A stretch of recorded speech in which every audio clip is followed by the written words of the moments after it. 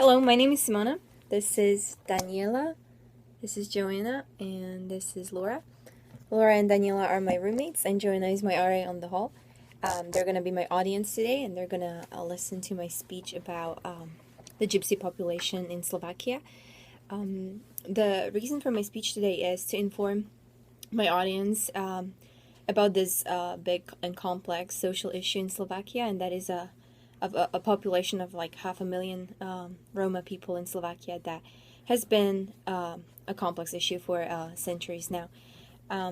Imagine getting on a public transportation bus on your way to work that is full of gypsies that have not showered for days. They're wearing dirty clothes, they're holding their babies, that are not taken care of properly, and they have these bags full of groceries from supermarkets with cigarettes and alcohol, or like so much candy that regular Slovakians cannot afford. That's a reality in Slovakia and in many regions in Europe. Why is it that way? Gypsies have a long history in Europe. They came centuries ago from India, but they do not have their own country. So this nation is kind of spread out across Europe. It's supposed to be about 12 million gypsies in Europe nowadays. And 500,000 population in Slovakia is we're kind of in the region where I live. So I have a first-hand experience with them. So let's talk about some facts first. According to Mark Lelanila in Intriguing Facts About the Roma, he says that many Romani avoid assimilation with the larger societies of their host countries, and this may be a legacy of centuries of persecution. So that is very true. The Roma people have been very persecuted in the past, and that must have caused a problem with assimilating to other cultures. Also, according to World Population Review website, Gypsies population in Slovakia is about 2%, but there's an unofficial estimates that puts Roma population at 9%, actually.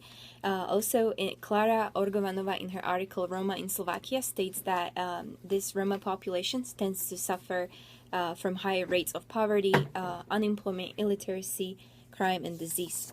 That brings me to my next point in talking about some specific issues that Slovaks have with the Roma population.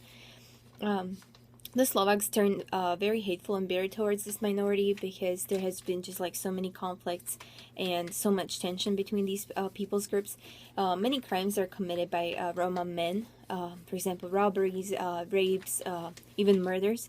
And also the fact that the majority of gypsies are unemployed and they don't even want to work, and the fact that they receive more money from the government than a person that has worked their entire life, that is something that Slovakians are very bitter about. Now that I identify some prevalent problems in Slovakia, I would like to take a look about how church can be the game changer in this social issue.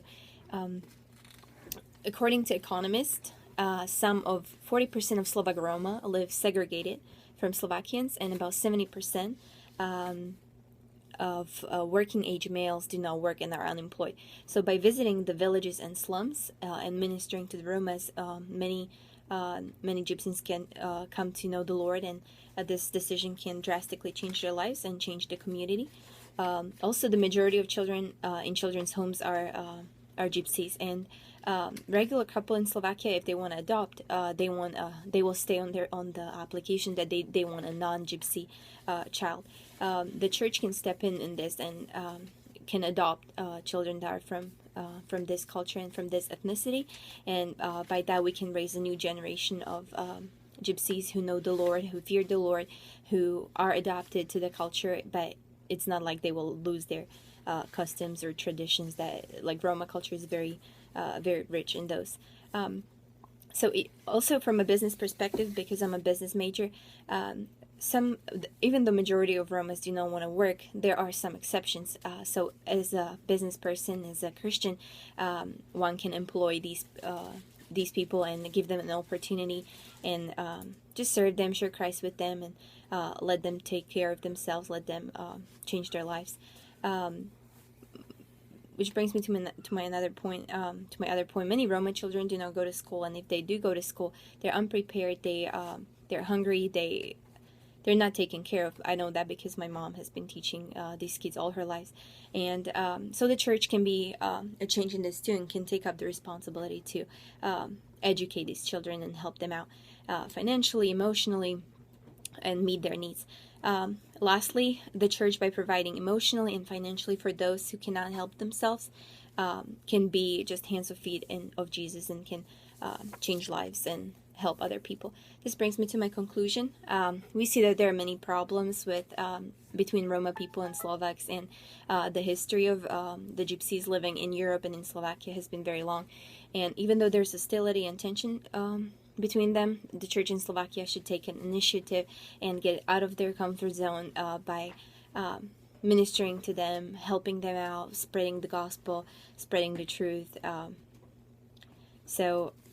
And loving our neighbors as yourself, as Jesus teaches in the Bible. So, yeah, that's it. Thank you.